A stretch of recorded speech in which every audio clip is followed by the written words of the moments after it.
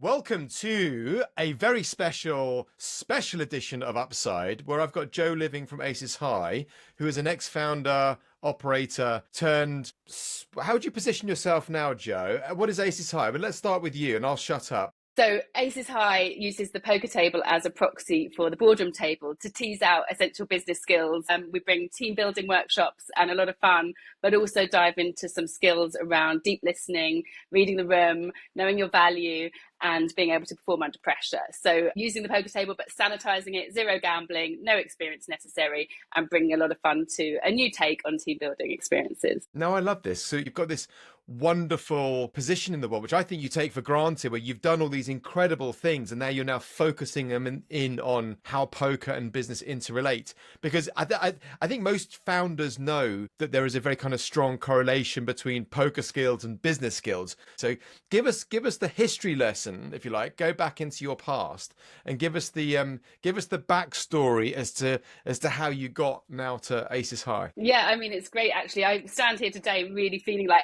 all of my experiences today led me to where I am. And I'm being like so authentic because I'm drawing from 10 years in investment banking, being a FemTech founder that's raised, startup capital, and with poker, bringing that real passion to life through straddling the poker circuit and now the corporate environment, which I don't think many people have really done before, because whilst there's lots of analogies, they really I think you are the unicorn. Quite different people. But going right back, I mean, I grew up around cards, so I could shuffle age 5. I was doing card tricks. Both my parents at one point were bridge teachers, and I used to spend weekends ordering the cards and helping my dad prep for the bridge nights, and knew all the games. But interestingly, I never learnt poker. Growing up, gambling was a bit of a dirty word in my house. Because this is it, they're card players. What's the difference to you? Because they're card players, but it's not gambling. So no. How was that position to you as a kid? Well, I mean, card games, it was for us as a household, it was board games. It was all about, the strategy, the competitive nature. I grew up with 2 older brothers, so I always had that kind of hunger to succeed in a man's world, or at least keep up with the boys. But, gambling wasn't necessary for those card games, certainly bridge and other games we'd play. Yeah, poker has an element of gambling to it, and definitely that gives it an interesting angle. But what I'm doing with Aces High is really reflecting that there's a deeper thing that we can take away from that around the strategic thinking, the negotiation, deep listening, and actually smashing some of the poker stereotypes of bluff and bravado. But way back, my mum's first husband actually bet their house on England winning the 1966 World Cup. So obviously that paid off financially, but very shortly after, when she found out, she left him and I guess took half the money and met my dad. So there was always that air of like, she'd had a bad experience with a gambling partner. Yes, it's competitive. I'm really competitive. I think I've had that drive in me from in my DNA, and that served me well, but it doesn't have to be always about kind of the money side. What was the origination to Aces High? There was obviously a pub conversation or a trigger moment. I think there's something to build around teaching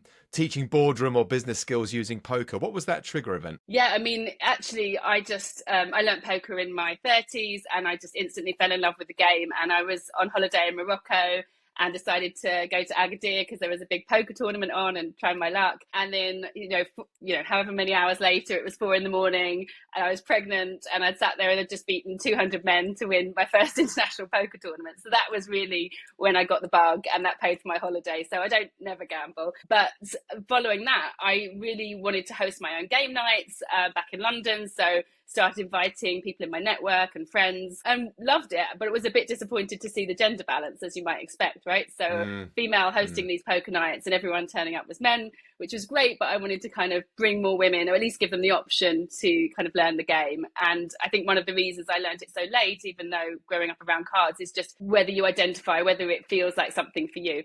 Anyway, so I started teaching women in my network poker, and we had fortnightly beginners lessons, and quite organically saw them reporting back different instances where they had grown in confidence or been able to assert themselves in a way that they perhaps hadn't expected. And in particular, my friend Caroline came back and she said, I was in this salary negotiation and I realized I've got aces and I'm not folding and you're going to have to pay me more. And she did negotiate effectively a salary rise.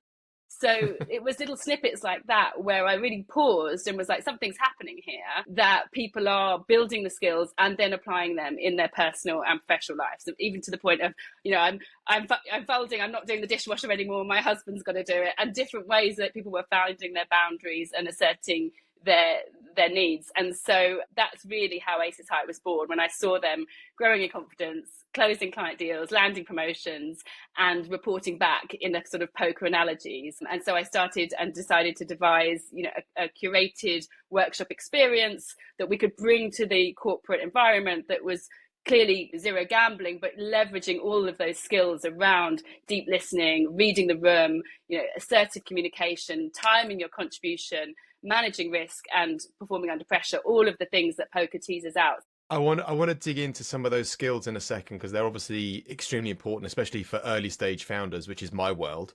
But on the gender balance piece, over the last 10 years, have you seen more women come into poker? Is it less machismic, even if that's a word? I think there's still a huge imbalance. I mean, I think around 11% of FTSE CEOs are, FTSE 100 CEOs are women, but only about 5% of professional poker players are female. So there is a gender imbalance. And every time I go and play a tournament, it's not 60-40, it's like, 97-3, or, it really is a small minority. But I don't know. I mean, maybe that's self-selection, right? It's definitely, I do feel that people are friendly towards me. It is intimidating, but then poker can be a high adrenaline sport, and it's a contact sport. It looks aggressive on TV. I don't know. I've never been to a tournament, but it looks punchy. It looks aggressive. It looks like, you're there to win, right? You're not there to, make friends. This is brutal stuff. And, having said that, people are warm and friendly and do have a chat across the table, but it is traits that are tending to lean towards men, or the way men might be supported in terms of being more competitive, taking risk. We see it in investment as well, where people with the same amount of wealth don't identify as angel investors, or are less likely to as women. And there's a whole reason, lots of studies into why that might be the case. But I do think the environment's improving. So there are women only tournaments, there's tutorials on at various casinos. I don't think it needs to get to 50-50. I just think it needs to feel accessible and inclusive for those that wish to explore it, because actually there's a whole bunch of skills you can take away from it, as well as winnings. All those skills that you mentioned, I think, are extremely important. And this isn't gender specific or age or sexuality, got nothing to do with anything like that. But to dig into some of the skills and dig into some of the changes that you've seen and some of the things that you've taken from your founder experience, what do you think have been the most pertinent or most interesting? A huge amount. I mean, there's so many analogies. I think probably every team in one way or another could benefit from some of these poker skills. But I guess, in poker and in startups, you're never working with perfect information, right? You have to make the best possible decisions you can think, but with limited data available. And so I guess knowing that there's external factors, market changes, your competitors' moves, investor sentiment, anything, even just bad luck can shift your outcome. So I guess the best founders won't dwell on the kind of what's out of your control. Like the best poker players, you've just got to focus on making those high quality decisions consistently. And then, with startups, you're managing your runway. In poker, you're managing your bankroll. So lots about, you don't want to burn through those with reckless bets. You need to, pick your battles, time your contribution again. And startup founders face that same reality. So it's about not being afraid of risk, but making sure it's kind of calculated, and that any risk taking is underpinned with that discipline, knowing when to go all in, when to fold, and when to find the nuance in between. There's just loads. I think resilience is a massive one, something that I've learned through poker, that you can play perfectly and lose. That can happen. You can make the perfect pitch to investors, and for whatever reason they don't invest. But knowing you can get up again the next day, keep doing what you're doing, keep putting one foot in front of the other, stick to your strategy. Yes, learn from the feedback at the same time, but in your execution, kind of stay true to your, whether it's strategy, statistics, whatever you've put in place, and believe in it, but being able to kind of layer on top intuitive feelings as well. So that long-term endurance, making smart decisions, they're going to compound over time, but staying in the game and persisting, I think, through the downturns, because there's times as a founder of the FemTech startup, I just, felt like quitting. But trusting the process and thinking, okay, no, we've got a solid product here, we've got a world-class team. we've got to kind of keep putting one foot in front of the other, even though the going gets tough. And I think, so playing the long game and resilience have been huge lessons for me. Did knowing poker, because obviously hang on, let's get the timings right. So were you into poker before you started the business, or vice versa? Yeah, no, I was already into poker. I wasn't running Aces High, but I was sort of hosting my home games, playing it socially. So definitely, knew the game.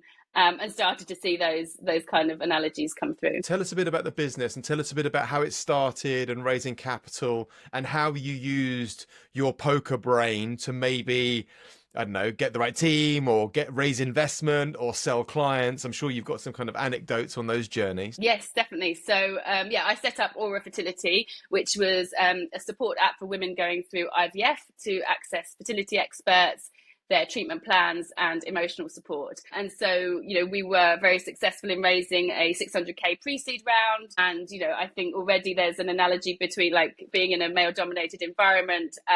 But I think anyone that takes a seat at the table and leans in, it proves you can have it come off. I think just being in the arena is half the battle. So not being, daunted by the stereotypes, but putting yourself in the arena is the first step. Poker's about listening and communication and managing risk.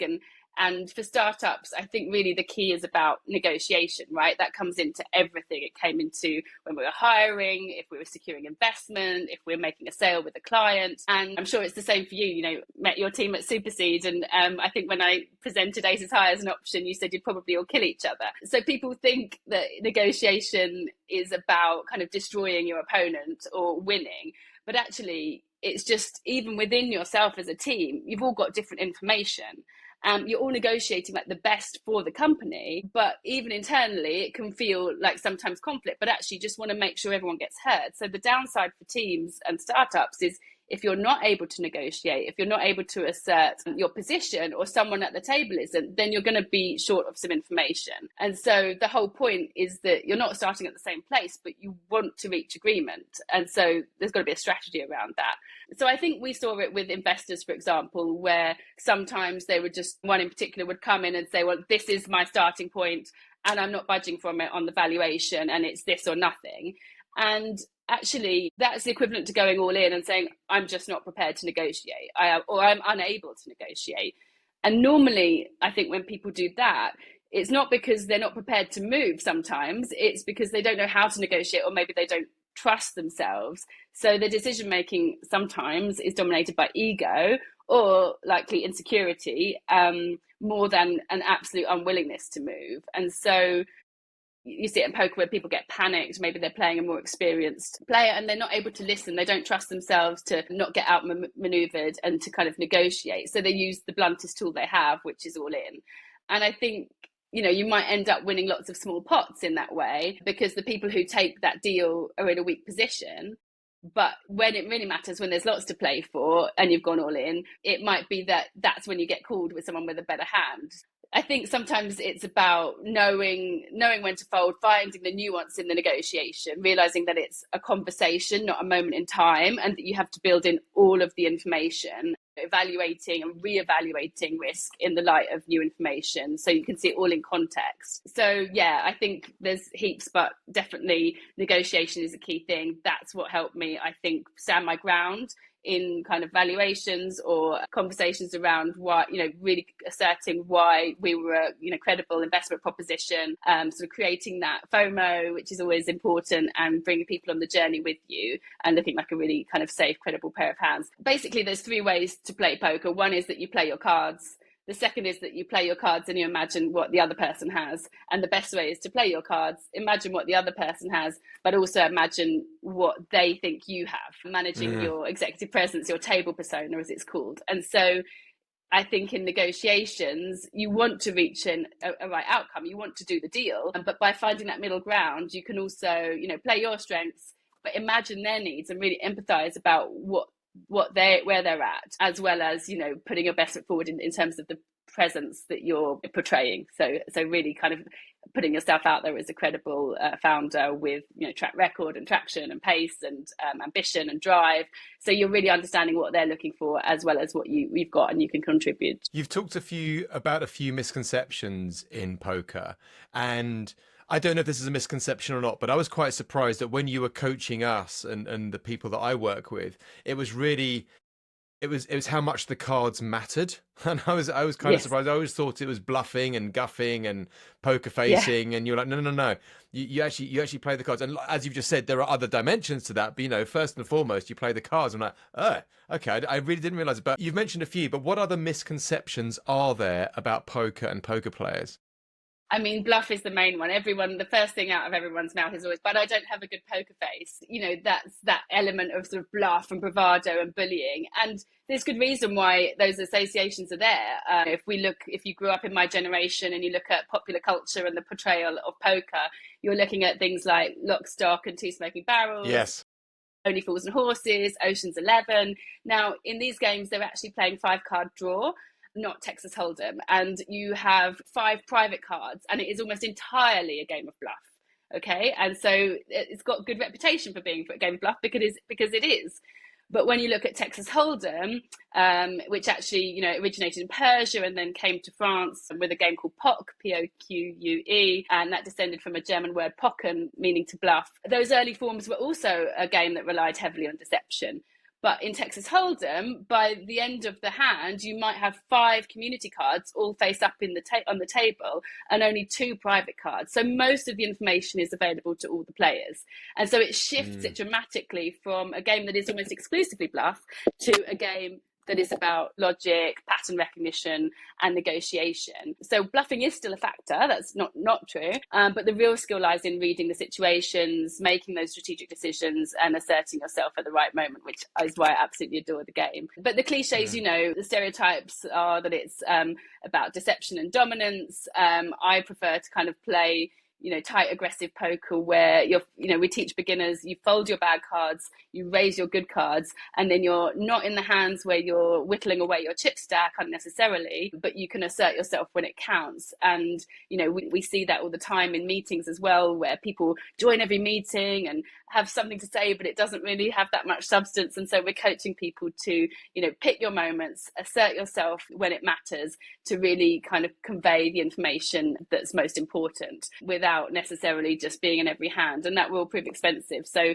for beginner poker, it's go hard or go home. Is it fair to say that all founders should learn how to play poker? I am a huge fan of self-improvement, self-reflection, and any tools that will help, raise awareness around default behaviors and strengths, weaknesses, triggers. I really assert that the poker table is a microcosm of how we show up in the real world. Every single time you can call who in the room is going to sit down and bully and who in the room is going to be more likely to fold if you know the personalities already. I would offer that it's a brilliant game to use it as a tool to understand your default responses in a high stress situation. Now, there's loads of learnings that come out from that, right? So just the other day, I taught some female beginners, and one lady was dealt aces, pocket rockets, the best starting hands you could possibly have.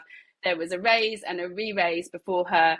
She spoke afterwards about how kind of her hands were shaking and her mouth was dry, and she folded. She could not engage in the confrontation or the negotiation. And she had a classic, talk about fight or flight response. She did the flight and she folded without even a single bet and without even seeing the flop when she had the best possible starting hand. Now, we could use that as an example and say, what is it in you that finds conflict so daunting? And that even though she, academically, mathematically, she knew it was the best hand, but she couldn't engage. And most people, that doesn't happen for. Most people will go all in on that, and that's the fight response. And equally, you won't extract the maximum value from playing that way because everyone will fold to you. So it's about seeing your default behaviors. For myself, when I'm in a conflict situation and my back's against the wall, I always come out fighting. I'm quite alpha and I will be overly aggressive, and that doesn't serve me if I'm over betting and overplaying my hand. So knowing that, raising awareness about our behaviors is the first step to kind of mastering your responses. And we talk in the workshops a lot about self-regulation under pressure. So if we're having a fight or flight response, how can you recognize that? How can you reset so that, you're not having default behaviors, and you can actually use that reason, logic, decision-making, strategic thinking in your prefrontal cortex. But in the fight or flight response, what's happening is an amygdala hijack where all of that goes offline and you're just in this animalistic brain. So in short, for startup founders or for anyone that might find themselves in high pressure situation that wants to understand themselves better, I think it's an immensely brilliant tool. I also appreciate that poker might not be everyone's cup of tea, and there might be other techniques for people to explore.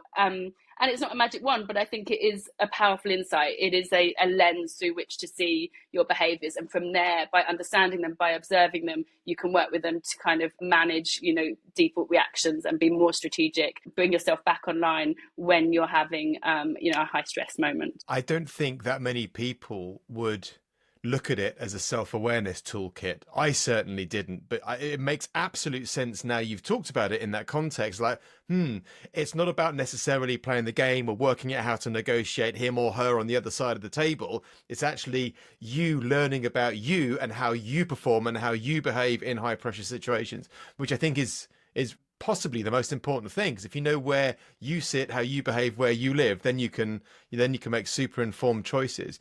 Do you remember going back and raising capital and starting the business and starting your hiring processes? Do you remember what from poker was the biggest lesson for you? Not going on tilt when something bad happens. So going on tilt in poker is when you have a bad beat or bad loss, you lose a hand, and then you continue to play badly because you're still in the past. You're still kind of churning over.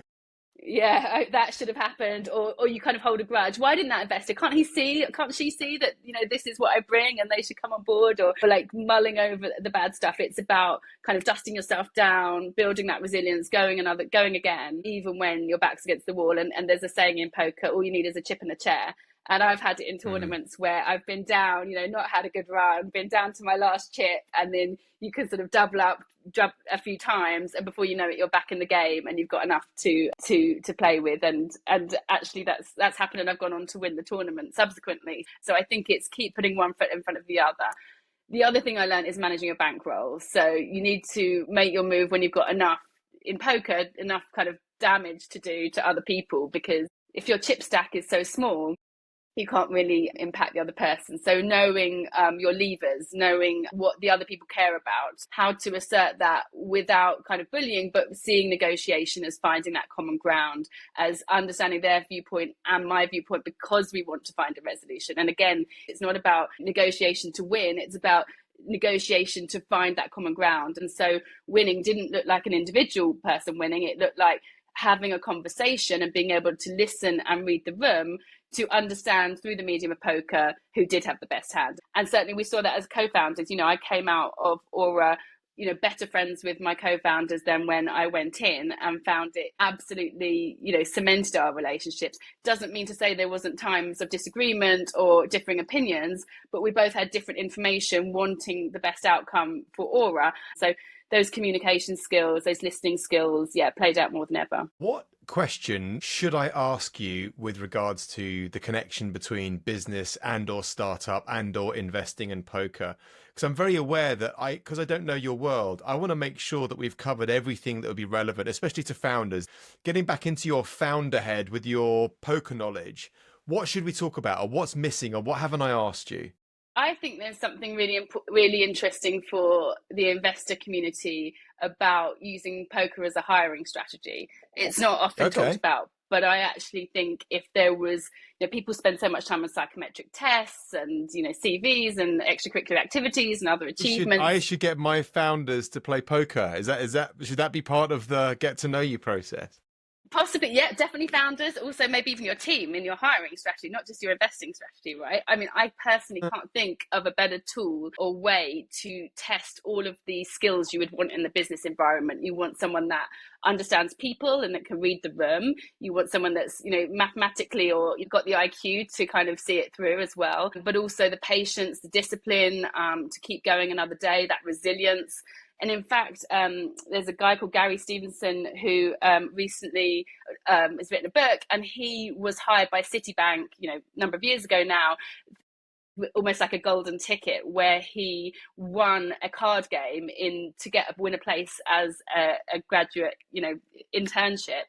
Went on to become their most successful trader, and 20 years later, he's absolutely master of the trading universe and cleaned up. I think he's left the industry now and writing books about it. But he just shows you that trading game that they played through cards really did pick the winner. And I firmly believe that. Like in duplicate bridge, I don't know if you're familiar, but they play the exact same hands against the exact same opponents. And then everyone is marked not on whether they won or lost, but how they performed relative to the average, if they outperformed or underperformed. And so using that concept of pre-planned poker hands against the same opponents, having everyone play statistically the same possibilities of winning, and then leaning into, okay, and who was able to extract value and maximize the value from each of their hands. And you could then gamify that to, to brief everyone in and then look at the skills that unfold. And I think that is, it's good for team building, it's good for skills development, it's good for like picking winners if you want to do a graduate training program or you want to find the best founders. Yeah, so I think there's something in that, and I think that's a very underexplored area, but could really change the game for recruiting and identifying successful founders.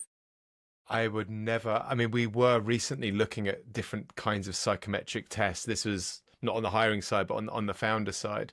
But what a great idea. I'm going to do that. We're going to go out and play cards. I think that's a great idea. And I think what's good about it is that people think it would favor men by default. But I actually think if what we find in our workshops is that it's the beginner women that are able to listen, sometimes follow the rules, but also, that's what we found. In our session, it was, okay, Mads, my partner, won, but Harriet was the dark horse and she'd never played before. So she was on it like a bonnet. It was only a turn of the cards that saw Mads win, right? So, and we see that time and again where it's not the kind of poker bros that, think they know the game that are able to win because they're in every hand or they're over bluffing, but actually playing sort of the tight aggressive poker. And for traders that want to protect their downside, and maximize their upside, you've got to pick your moments. And the same with investing. You don't want to spray and pray to find your unicorn and be wasting time and noise and conversation on lots of small pots. You want to kind of stick to your investment thesis, your strategic thinking, what is it that you're looking for? Do the data, do the numbers, do the statistics, and then overlay that insight and gut feel and intuition that you might have on the founding team. So I talk about really cementing the brilliant basics of your strategy and then layering on those magic moments. And so again, another parallel for investing and startups, and just think that it's a really valuable tool. Jo, it's been such a pleasure speaking to you, and I've learned so much yet again. If anyone wants to get in touch with you, how do they do it? Yeah, so on Instagram, we are at Aces High London. My name's Jo Living. I'm also contactable on LinkedIn, and our website is aceshighlondon.com, and we're absolutely here for workshops, team building, client events, you name it. So thank you so much for having me, Dan. It's been a pleasure. You absolutely rock. Thanks so much for your time. Thank you, Dan.